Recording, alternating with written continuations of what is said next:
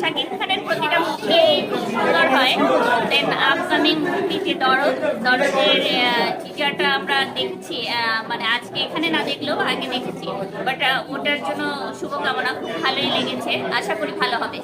আচ্ছা, আপনার চঞ্চল চৌধুরীকে মানে যেই রুলে আমরা দেখেছি এইভাবে তাকে আগে দেখা যায়নি, সেই হিসাবে কেমন ছিল বা তার পারফরমেন্স কেমন ছিল? Chanchal Chowdhury one of the only actor যে সব চরিত্রকে ফুটিয়ে তোলে। তাকে যেখানে সেট করা হয় সেখানেই সে বেটার, সেখানেই মানানসই। বাট তার তো কোনো তুলনা হয় না। She is the legend, he is the legend. আচ্ছা, আপনার মিমি চক্রবর্তীর এইখানে যদি বুবলি বা অপু বিশ্বাসকে নেওয়া হতো তাহলে আপনারা এটাকে কিভাবে দেখতেন বা কেমন লাগতো?